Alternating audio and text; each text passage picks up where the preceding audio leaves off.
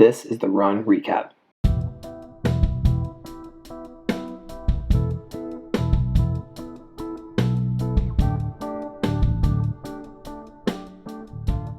How's your trip to Utah? Oh, wonderful. Yeah, it was just, man, totally different. I don't know, have you spent much time in the desert? No, not actual deserts like that. Like in Spokane, we have dry weather, and like it is just dry here.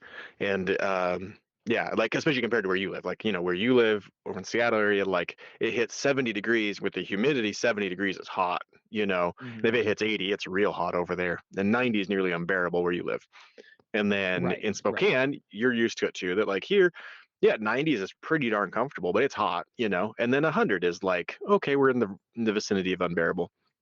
But you have Yeah, that because there is still humidity in the air, though. The how you feel the temperature fluctuations is drastically different down there than up here. So really. yeah, so the heat just doesn't stay in the air itself. So basically, during the day down there is like 60 degrees and sunny.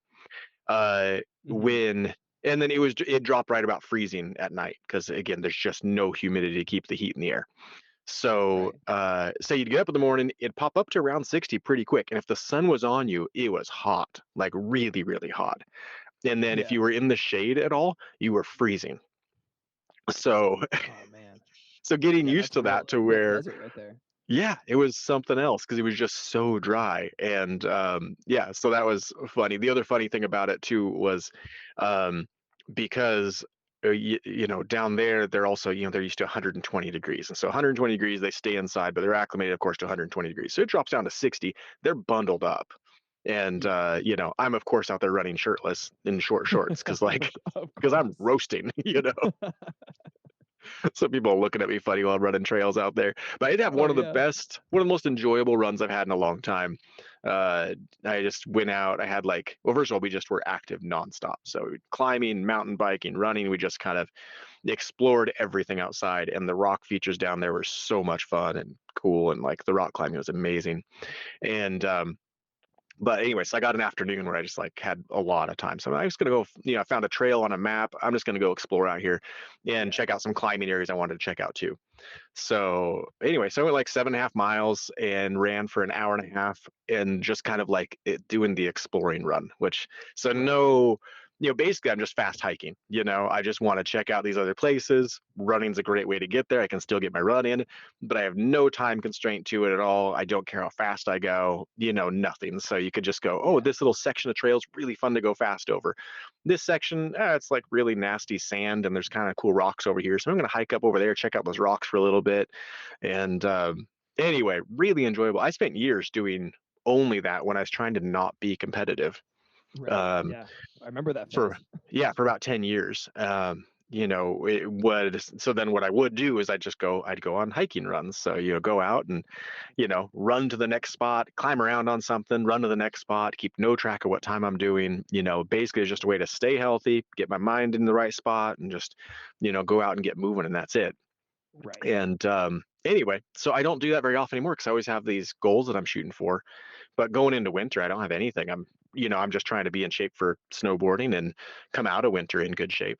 And so I'm just maintaining right now is really all the goal is, and get a little more well-rounded shape. So I'm gonna do a lot of lifting through the winter and stuff too. But anyway, so it was just nice to go out and get a run in just for the pure pleasure of being outside and exploring stuff and stop and climb on some stuff and then yeah, get back to running around. You see like a big peak up over here. I'm like, I want to see what's up there, see what the view is. So I just ran up Yeah. there just to see what's up there. And anyway, I enjoyed that more than I've enjoyed anything in a long time, just by myself out cruising around exploring. It was a blast.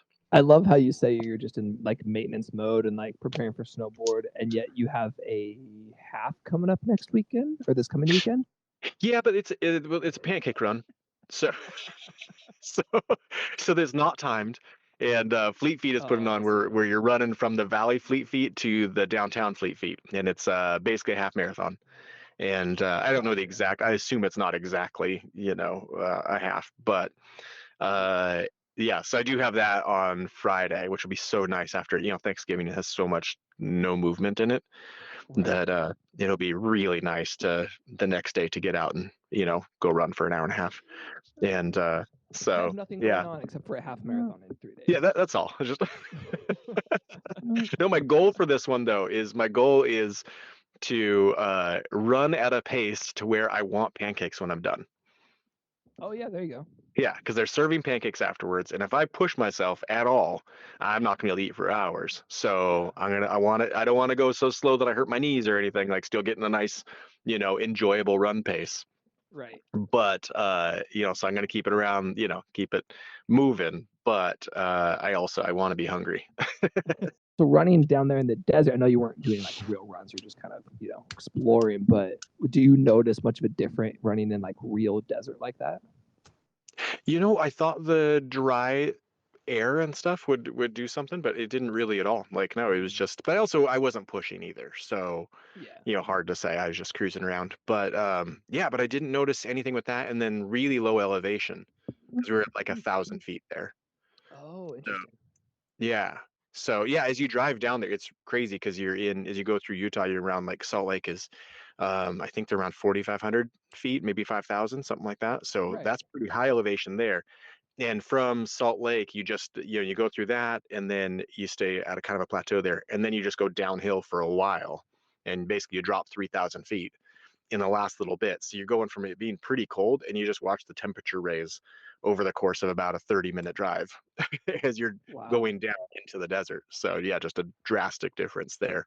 And yeah, and totally, all of a sudden the trees go away and the rocks turn red. And yeah, it's a really quick change.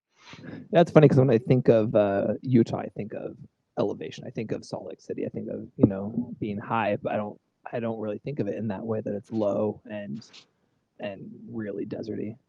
Well, and we were 20 minutes out of Arizona. So it's just, so it's down there a ways where we went. We drove 1,000 miles. So Wow. yeah, but it was wonderful. I would not mind having a place there to spend those nasty fall months. I'd love to Mhm. spend them there instead. That would be so nice. Oh yeah. Wait till the snow flies up here, then come back up. Yeah, having a space where you can get out and like Hmm. it's gotta be amazing. Gotta be a great dream. Yeah, Um, absolutely. uh, So I yeah, had go a ahead. thought with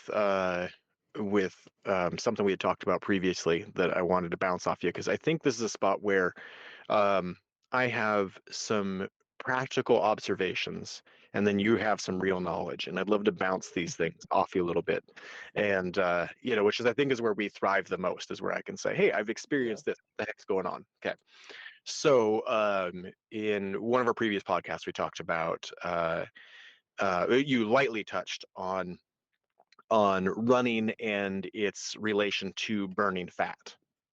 Yep.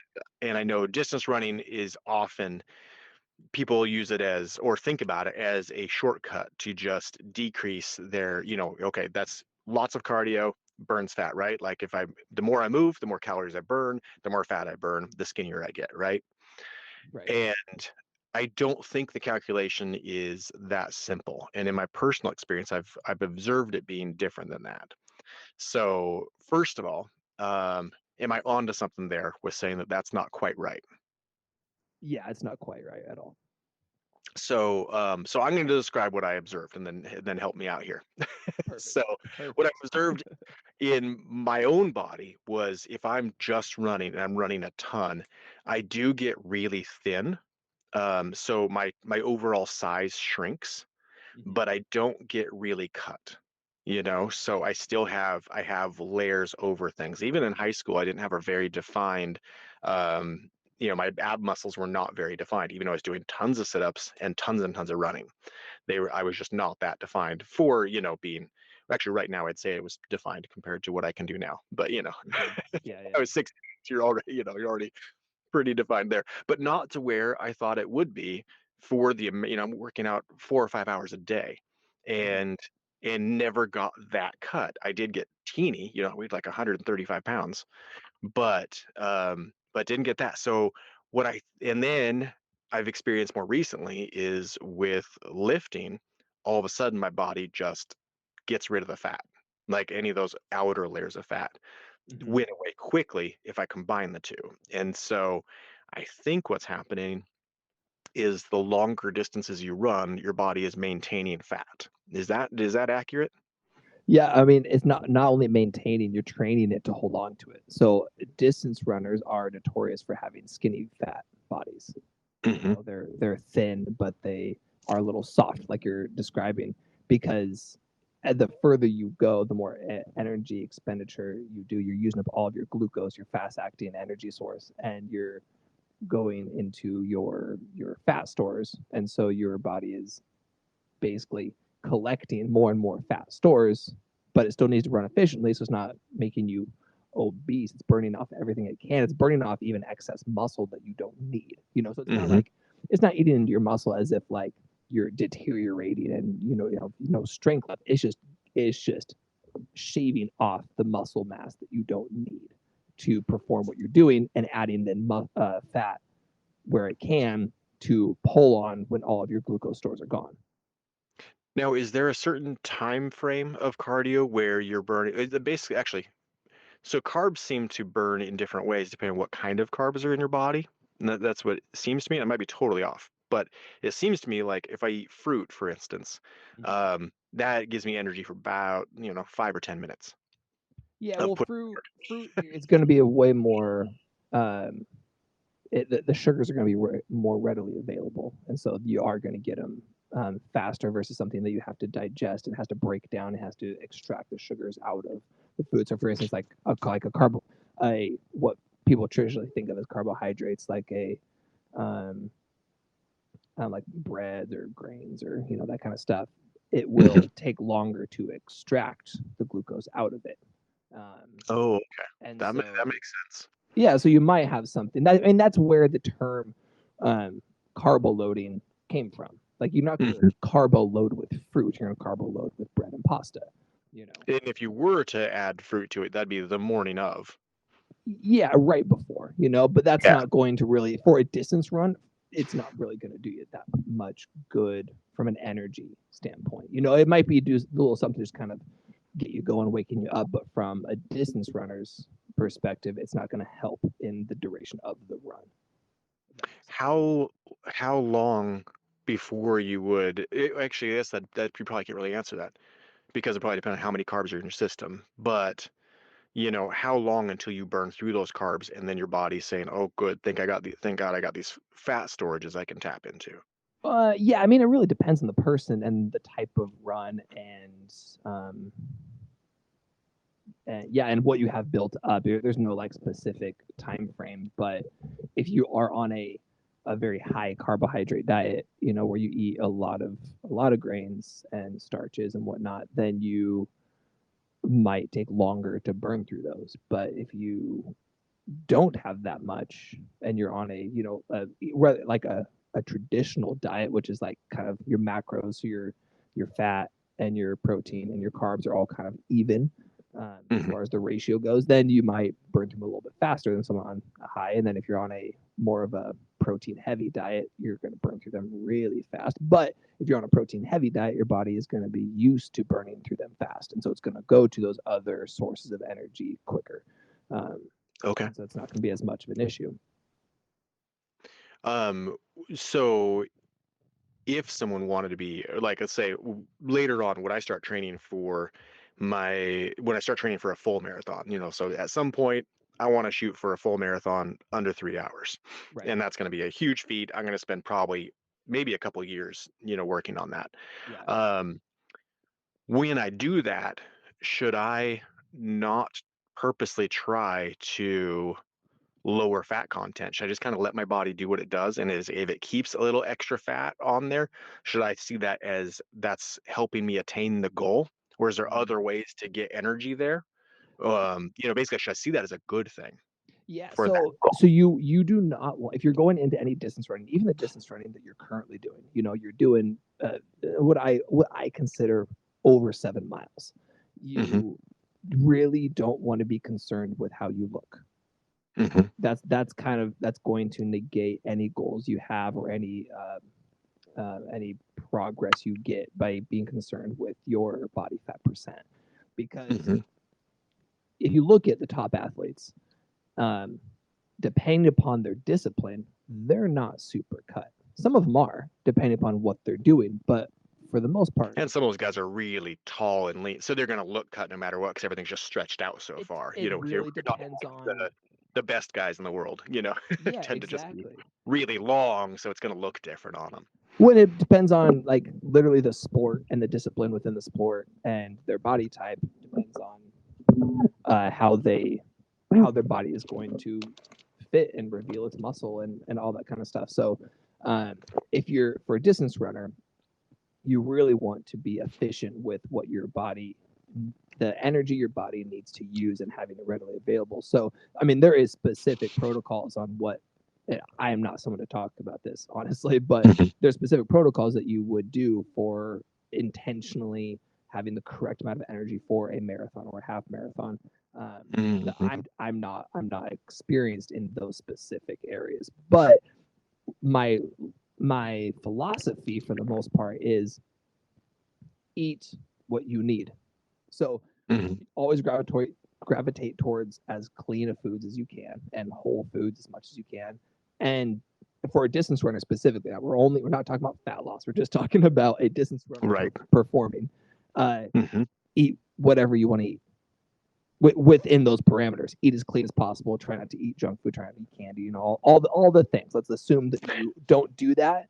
Eat whatever and whenever, and start right there. Now, day of is going to be totally different, but if we're talking about training and just making sure Yeah. that you have fuel sources, then Yeah, over the course of that year and a half or whatever, let's say it takes 2 years to really get in the Mhm. machine where it's focused on really, really long distances for 2 years. Mhm. Um, that will drastically change, what, anyone's body's doing at that point.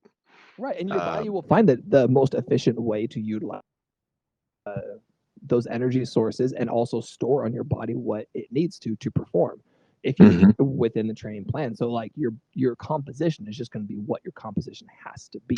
Sure. You know what I mean? So in that And it's time good to kind of specifically, ignore that. yeah, and specifically for longer distances, half plus, you're going to want to, not be aggressive with trying to gain a lot of size, muscular Mhm. size. You don't want to be doing, um, you know, 5x5s or 5x10s of exercises in the gym because it's going to be counterproductive to try to put on bulk for that type of a distance. But you also, well, at least let me rephrase, because you could actually still do strength plans like that just fine. You just wouldn't want to be doing weight where you're pushing yourself into that failure state that's going to break down the muscle to that degree. You could still do Mm, 5x5 or 5x10 of a back squat or something, but you'd want the weight to be like 80%. You wouldn't sure. want to be going 95%. You're really getting super sore the next day trying, especially because you're going to have a food surplus, and so your muscles are going to be craving um, that rebuild. They're going to be using all of that surplus to rebuild and rebuild bigger and potentially bigger, depending on your body type. And Mhm. so that's kind of the it. But back to my original point was for distance specifically, just eat food when you want to eat food, and as long as you're not giving yourself a ton of sugar or crap or junk food, it, uh, you're gonna crave what you need when you need it. So here's the other part that I find really complicated in just the way our food is currently, Yeah. where it's hard to find good food and Mm. especially carbs, So I do feel best if I eat mostly meat and I eat and a lot of fruit. Yeah. Like that is where I feel really, really good. I don't feel bloated ever. My body seems to like just like that. Mm-hmm. And probably a little higher on the sugar end, especially fruit sugar. I still feel really good, but I can get away with a lot of really crappy sugar too, and still not bloat and still feel pretty good. I'm probably burning through things pretty quickly, so I can get away with some stuff there. Mm-hmm. Uh, and I think my body's also just used to it. And so and yeah, and even more so, like anyone that knows me knows that like McDonald's quarter pounder, I feel great after that. So it tricks me into thinking like this must be good for me because I feel good. And I am probably getting some things my body needs out of it, regardless of how crappy parts of that are for you, for sure. Yeah. That's not. not the highest quality meat in there, but Yeah. by any means, and probably a lot of soy. So that's probably I know they use soy as fillers on Yeah. some of, Yeah. and so anyway, there's all kinds of things that are probably counteracting some stuff. But um, I don't know how to eat outside of fruit. I don't know how to eat clean carbs. So what would you do there in order to make sure you're getting enough carbs and it not just be just garbage for you? So it depends on what you feel you need and how you want to classify a carbohydrate, because a carbohydrate is in a lot of things. A carbohydrate is in lettuce. It's in spinach. It's in fruit. It's in like there are carbs kind Mhm. of all over the place. If we're talking traditionally consider carbs, breads and that kind of stuff, then you got to be that annoying person in the store that grabs a loaf of bread and you look at the ingredients. You look Mhm. at what it is. Is it using what type of flour is it using? Is it using enriched flour? Enriched flour is going to be filled with a ton of junk that you don't want in your body. Um, Mhm. Fortified flour, same thing. You're not wanting any of that stuff. So like, if you're a person that like, you know, for me, I'm not the greatest source on this, to be honest, or resource on this, because I am like you, but more so. I don't eat breads or grains because no matter the quality, they just don't feel that great, and I notice myself gain weight very quickly when I eat them. Yeah, well, I So had spaghetti last night and I feel horrible today, you know. So and I made it to the gym this morning and I wasn't actually heavier, but I sure felt a lot yeah, heavier. oh yeah, And it was a lot harder to move. And yeah, it's like, well, I don't really want this in my system. As much as that's like notoriously carbo load, you go eat, pounds of spaghetti the night before a run. Um, Seems like a horrible idea to me. oh yeah. I mean, and that I that am not running well. mindset. Dude, yeah, and that mindset is so, like, unfounded now. Like, that was, like, a mindset from back in, like, the '70s that Hmm. that has continued to now, but there's no research that supports it. In fact, there's tons of research that says to not do it. I mean, like, that carbo loading is not actually effective because your body can only hold on to so much for so long. So a carbo loading, you're just gonna shit it out and you're gonna move on. So Well, and that is so, there's so many things where we get told things. I mean, over the years, I mean, how many times have we heard this thing's good for you, and then 10 years later, it's not good for you? And we've finally been alive long enough now, to where you and I have seen that go back and forth. yeah. Well, how many times has salt been good and bad for you? I think I've seen at least 3 or 4 times. I don't know which it is now, but they go through these cycles, and once you start to recognize the cycles, you realize, oh, all nutrition stuff, it feels like, okay, they're all lying to you, probably for different motives, or they just don't know, or the current science is saying this, but in 10 years, the current science will then contradict that. And so I feel like nutrition is a place where either there's a lot of motives in order to give you information that's not true so they can sell some products, Mhm. or we just don't actually know that much. The final piece to that, though, that I'm hoping that we're actually starting to understand here is that um, everyone's body's a little bit different. And so we have this, science says, oh, this thing's good for you or this thing's bad for you. And I think for some people it is, and for some people it isn't. And I think that I'm hoping that what we're actually discovering here is we all need to learn what our bodies need, and that all is a little bit different, somewhat based on like the thing that was popular a few years back with, the eating for your blood type. I think was a good path down that road. And I feel like I've seen some things since then to say that that's not, yeah, it's true-ish, but not, not really what you should base everything off of. But it can be a roadmap to the right spot. But I think that directionally has been a good thing to say that your body might need more of this. Your body might process this really good, and another body might do this other thing here.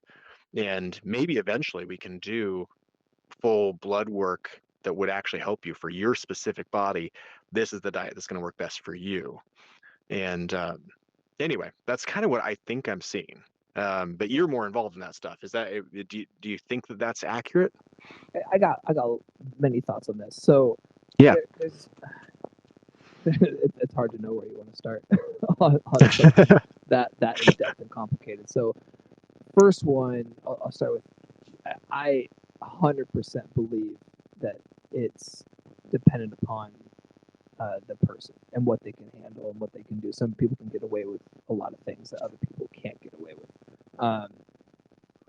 But within that, there are things that we know just aren't good for you. So if you, regardless of what your mindset of how you should eat, vegetarian or carnivore or whatever, those are the extremes, right? But if you lean towards one of those, we all know that eating as clean and natural and whole of a food as possible is the way to go, right? That is equivocally the number one way to feel better and perform better, and live longer is eat real foods that come out of the ground as close to your house as possible. Like that is for sure is just how you live better. Now within that, my personal views are that people need to focus on their meat consumption first and foremost. Mm-hmm. They need to increase the proteins and stop being scared of red meat and all these type of things. But I also have a trainer that's been, plant based for the past couple of years, and it seems to be working for him. I'm still skeptical as to how long that's going to work for him, Yeah, based on well, the research that I've read and the experts I follow. But I know some people that do, really, really fish heavy, and it works really well for them.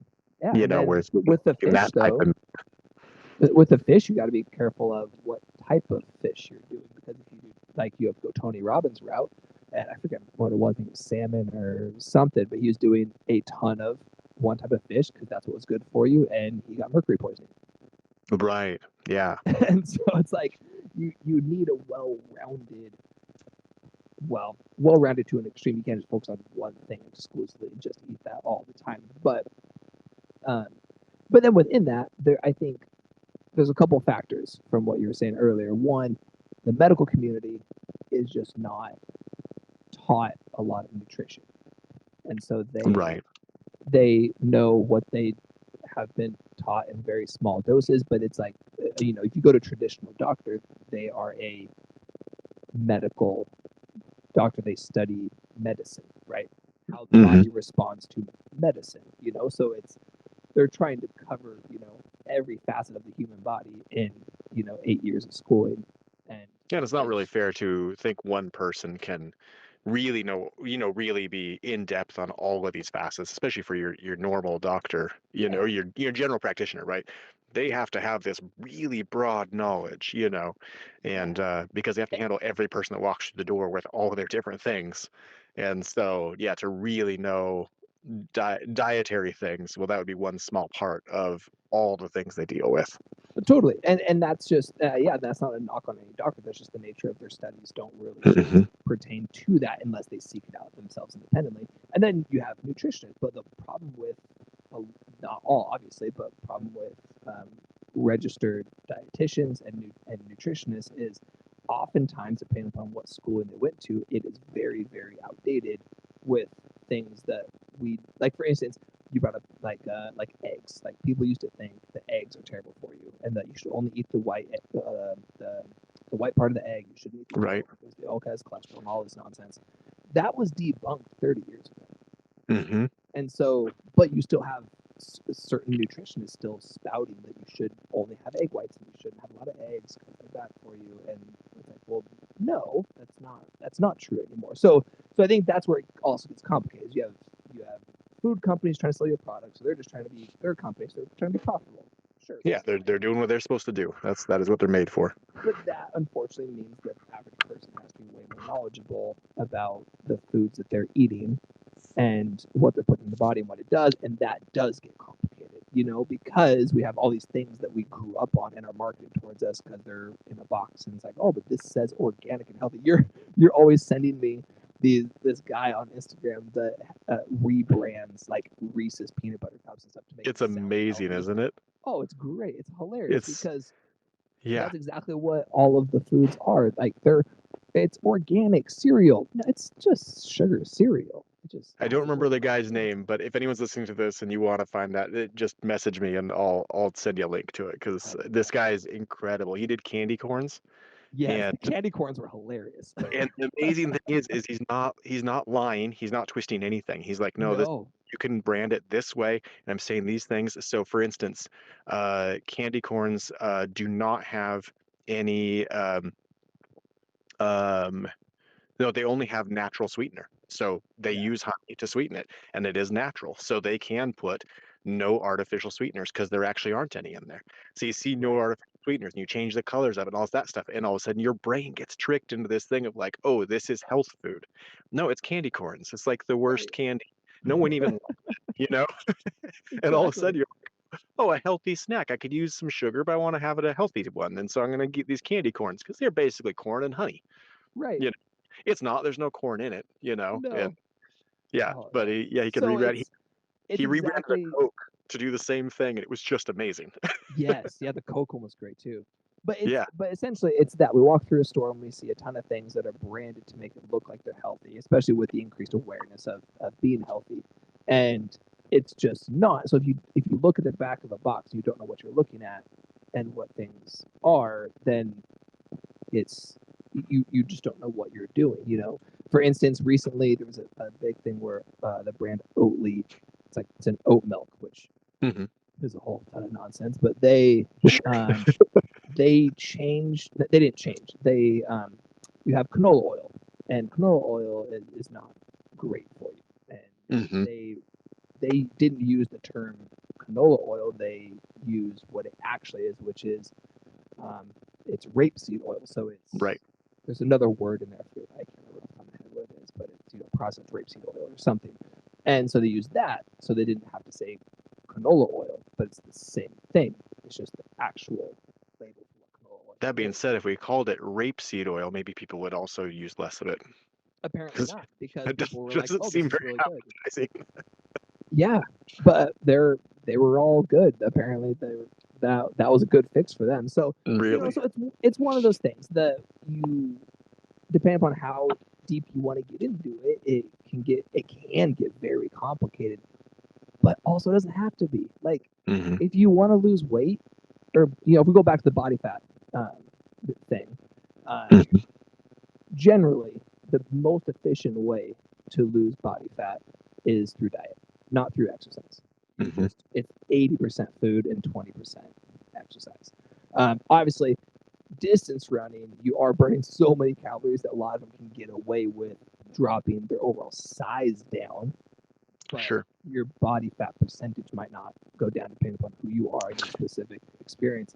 But in general, if you just eat real food, if you go to the store and you eat, vegetables and you eat some meat and you have some fruit, you'll be fine. You don't really Well, need much more than that.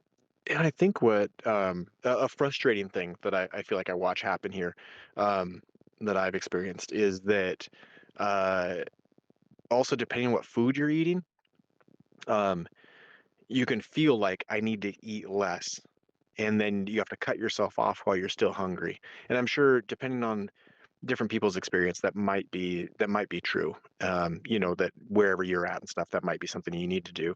But that can lead down some difficult roads to where you're not like actually feeling yourself get full. I'm still feeling this, I still have hunger pangs, and but I have to stop because my calorie counter said right here I got to stop. And I feel like there's two tricks that I've experienced, and it might not be very relevant for everybody, but for those that do operate like me, and again, check me here because this is just again personal Mm-hmm. experience based on no knowledge. So, Right. but what I have experienced is first of all, when I am eating really good. So if I'm eating fruit and meat and that's it, where I feel best at that, I find that I actually can't eat very much. So Mm-hmm. I'll get full way sooner and I don't want any more of that food, Yeah. compared to like, man, every time I have spaghetti, it's hard. I have to cut myself off hungry when I eat spaghetti because I know I actually ate way more than my body actually can handle here, and Mm-hmm. it's lying to me when it's saying it's still hungry. It's not telling the truth. Yeah. So I need to assume that feeling that I have right now isn't real. just walk away for an hour and you'll realize that like, no, you were full that whole time, you No, know? and dude, things like that, like pasta and grains and rice, they, as someone can explain this way better than I can, but they Mhm. actually trigger your body to want more of that. So Right. it That's has totally nothing to what do I with satiation or feeling full or needing the nutrients or anything. It is that food is literally telling your body, I want more of this regardless of how much I've had. That's why people Right. stuff themselves. And when I say people, I mean me. Right. Yeah. No, I experience the same thing. And luckily I just don't like food very much. So it's a little bit easier for me to cut that off, to where like, Love it so okay, much. I'm gonna stop right here because food, generally speaking, food doesn't feel that good to me to begin with. And it doesn't taste that nothing really tastes that great to me anyway. So Yeah. so I do have that's way easier for me than the average person just because of that's just the way I'm made. So Right. um so it's not something there. The other thing though that I watched happen last year was that once I added lifting heavy to my distance running, um, I definitely there's no way I wasn't burning way more calories, like Okay. way more. Okay. And so it almost like my body just decided like it changed a thing to where all of a sudden that well man my body fat content went down to almost nothing, it just got and it was just as far as how well it's probably in some of the best shape I've been in since high school. And and it just felt great and almost couldn't eat enough, and it didn't matter what I ate, like my body just burnt through everything and I was giving it all the food I could. And the only tweak there was, so I was still doing my running. I was very consistent on it last year too, better than was this year, but still probably running like 4 days a week. And I was also in the gym about 4 days a week. Yeah. And I did notice specifically I was focusing on the lower rep side. So like probably like 5 to 10 reps per set, and like 3 sets of things, and Yeah. then going to failure most days and just changing what part of the body I was doing. And so that was kind of the routine I was going through. And so I wasn't even lifting for a very long period of time because it doesn't take long to destroy yourself with that many, with not that many reps and that many sets. So doing that, but I did watch my body change, my appetite changed, and man, I burnt through everything I could put in it. Oh yeah. And yeah, um, so that's the other part of that I see. It's like, okay, well, one thing with diet, so I can, of course, eat less of the nasty food and then, eat more of the better food and that. But also then as soon as I added that to it, like my body sure responded in a way that it didn't matter what I was eating. I went a week of eating mostly mac and cheese. We're talking fat loss, lifting is going to be very important, for burning body fat, but it's not going to replace a dietary change. Sure. So depending on what your goals are, so if your goals, if for someone that wants to run because they do want to get thinner, first of all, running will do that. You will get smaller Mhm. because, and you will lose weight probably depending on where you started. I know for me, no matter what shape I'm in, the more miles I put in, the lighter I get. I don't necessarily get more cut, but I do get lighter. But also you And would, depending upon if you were specific about the miles and mm, other things you did. So if you did even with high mileage, you added extremely fast days, they're using a different type of energy consumption, you actually would get cut okay. because Yeah, that you're makes using sense. a different energy source versus just the long steady state energy source. Right. So the idea that like, okay, I'm going to do an hour and a half of cardio every day because I want to get thinner and I want to get cut. Not necessarily going to do that because your body's going to say, whoa, hang on. We now have to conserve energy like the best we possibly can. And Exactly. so it's just going to keep holding on to excess. Actually, I guess so the picture in my head is that um, long distance running, it would guess there's two different types of efficiencies. Mhm. Is long distance running causes you to be efficient like a Prius. So you're efficient at going a long ways without using very much gas. And you just look terrible. So you look terrible. and you're really annoying to run behind. Exactly. Yep, that's it. You nailed it. Because I've never driven down the road and had a Prius in front of me and it been a good time. Nope, never. No, every time. And so, sorry if you're listening to this and you drive a Prius, We're not sorry. do better. Yeah. We'd all appreciate it if you do better. There are other ways to get good gas mileage. That's There not the is. good way. If you made that There is. choice, and maybe driving school's in order. So that's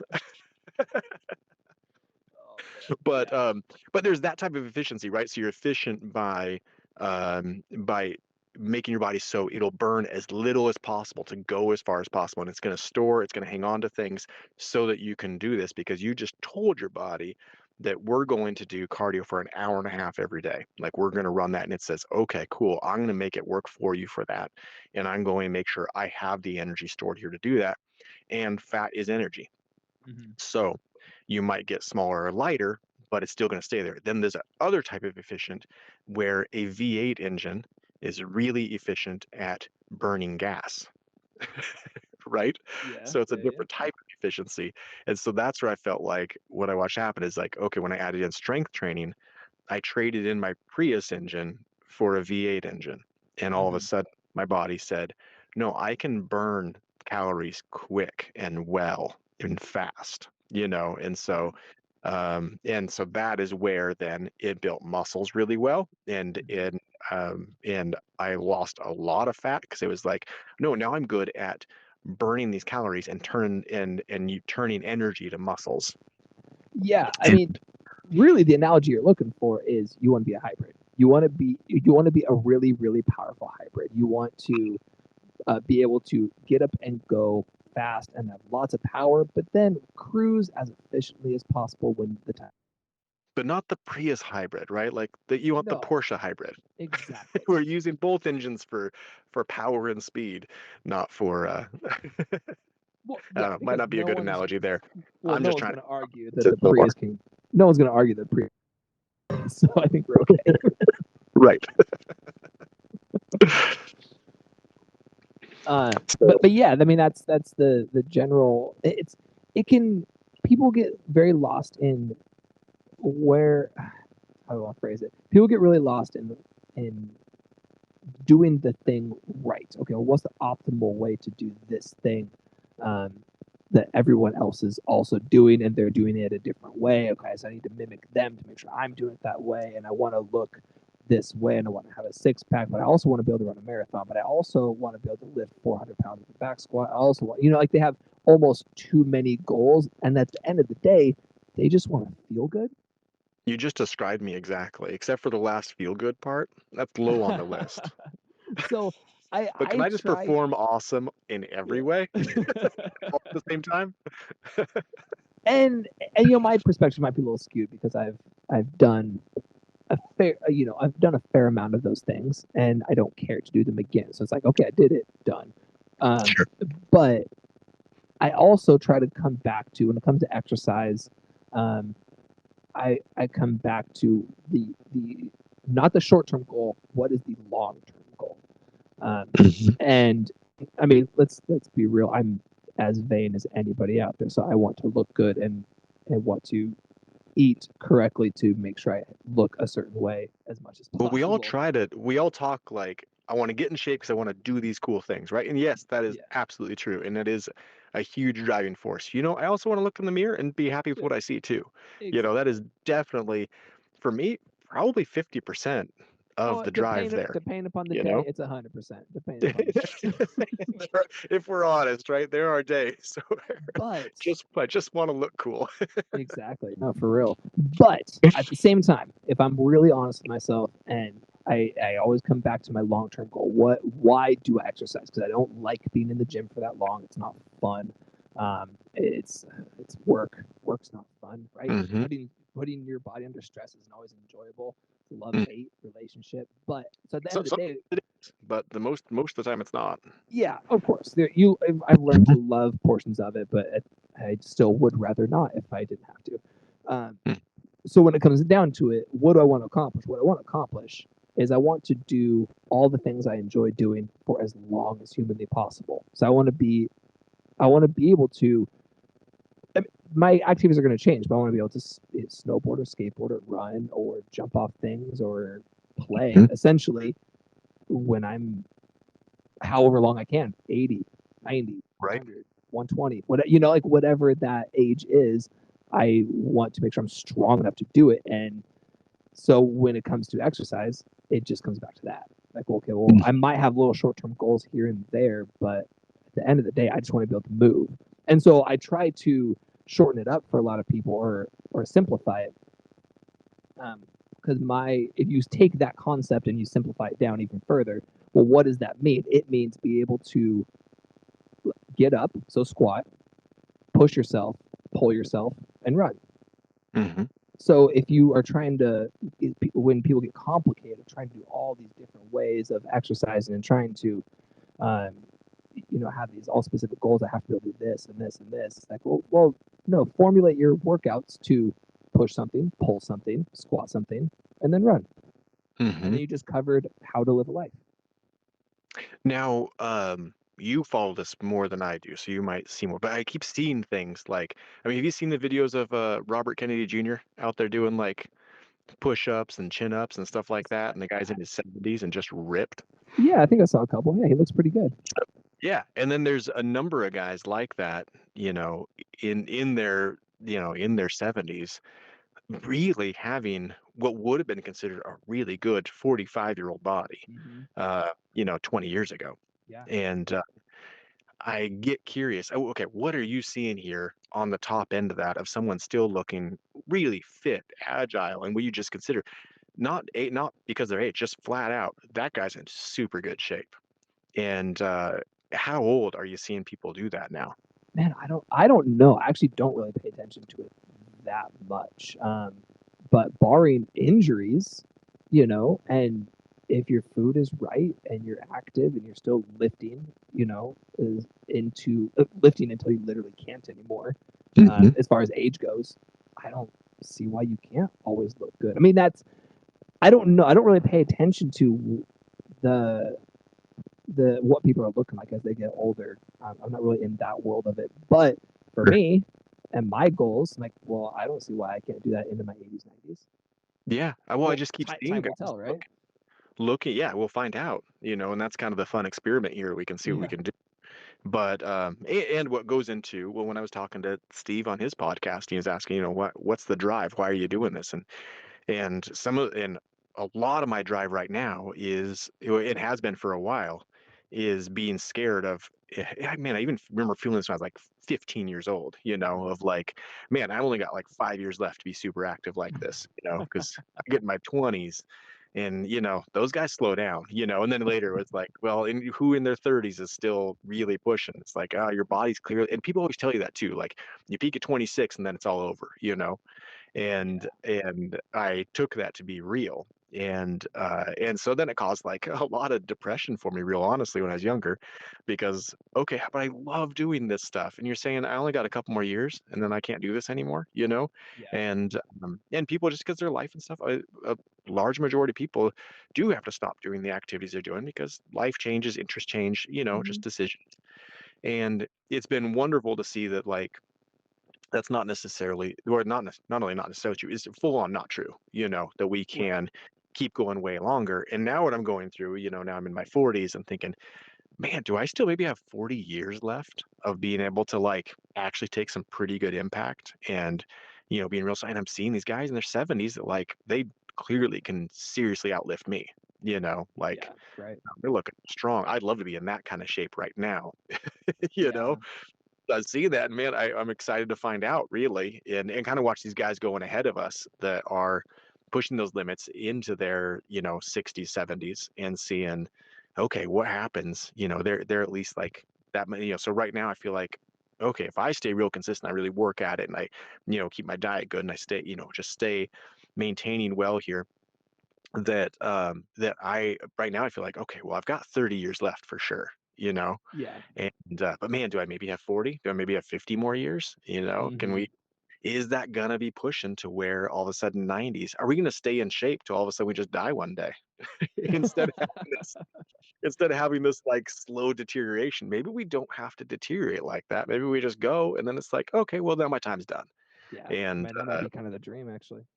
I mean, that's what I would love, right? And I'd rather go sooner and not have those deterioration years, Mhm. or maybe there's something special about those, and I'm just Yeah. young and stupid, and so I'm looking at those of like, oh, that looks horrible, but actually people are enjoying, like, oh, now I can like watch other people do things. I can watch my grandkids and all that stuff, and like that's so special that this other part is not even important anymore.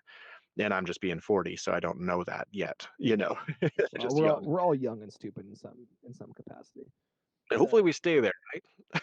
Well, the exciting thing about the current health trend is like across the board is exactly what you described earlier. Is when we were younger, you didn't see anybody in their late 20s or 30s or 40s doing anything interesting. At least it wasn't in our world. I'm sure, of course, there were people out there, but it wasn't maybe because of lack of social media or something. But you never saw it. Like I remember having the goal of I want to be able to do a backflip. I was like 18 or something. I want to be able to do a backflip when I'm 30 years old. And to me, I'm Mhm. like, well, that's such an extravagant goal. I don't know if that's going to be even possible physically because there was nobody in shape in my world. Like even, Mhm. any coaches I was around, like, well, you guys aren't in shape anymore. And, like you might have been a world-class athlete back in the day, but you're not anymore. And I saw nobody when we were going and jumping off things when you were in your early 20s. I was in high school. Mhm. Anybody that we brought with us that were later 20s it was like scary to have them there because I was worried they were going to hurt themselves. Because Yeah. And we yeah, are notorious for bringing people with us and hurting them. well, I mean, yeah,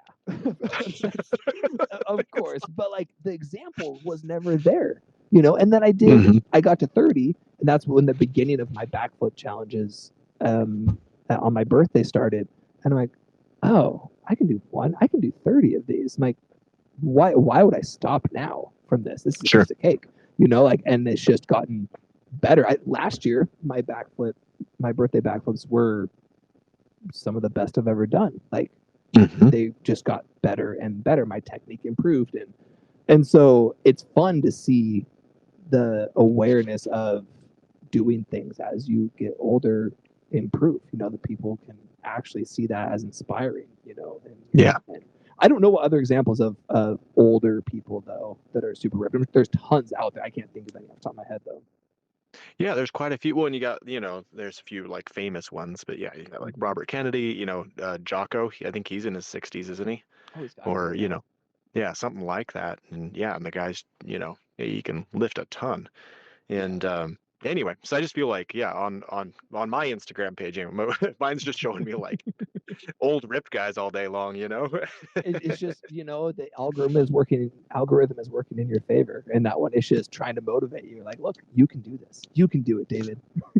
I do actually. I think about my algorithm on top of, for things that I'll look at so that I want to twist it into showing me the positive things I do want to see all day, then to keep me motivated. And Oh, so totally. Yeah. I purposely try to, I mean, it probably does it accidentally anyway, but I do consciously think, okay, how do I make this algorithm make sure it does the right thing? And yeah. And then there's certain social medias now that I stay completely off of because I'm like, oh no, that's not. They're telling me just nasty stuff. Like I don't want to see That's that at not all. helpful for me. That does not help my day at all. So I've got no my Instagram currently is dialed in where that just it's great. It doesn't lock me in. I can look at it for 10, 15 minutes, something like that. I'm like, Yeah. okay, cool. That was fun. That's motivating. I'm ready to go. Let's go do Yeah. something. That's perfect. That's how it should be. That's a healthy relationship with it. And it's cool that we have that ability. Because remember a few years ago, that stuff was so addicting, Yeah. and you didn't really have control over what you were seeing, and you just get locked into looking at pictures, and it was just dumb. But Mm-hmm. anyway, I feel like it's easier now to have a healthier relationship with it. At Yeah. least for me. I don't know. Other people obviously, I don't know what their experience Yeah. is. Everyone's Yeah, I gonna have still hear. everyone's gonna have their own Still, struggle with that. It's all gonna be yeah, different. exactly. But at least I got mine dialed in currently. Yeah. I just want to mention real quick that all the things we talked about, fat loss and and certain training perspectives and calorie burn, all that kind of thing. We like skimmed the surface and overview of how in depth that stuff can be. So for the one or two people that ever listen to this, the great resource is going to be Andrew Huberman's podcast and then Gary Brecka's podcast. Gary Brecka's last name is spelled Breck. I haven't heard Gary's. Yeah, Andrew's is fascinating though. I listen to his quite a bit. But they both go into the actual details of what's going on. So those two, And guys that actually know what they're talking about. yeah, I mean, because like I know a decent amount of what I'm talking about, but I can't get into Mhm. nearly the depth of science that they do on a daily basis. So those Yeah. are good resources for people that are making things easier for the average person.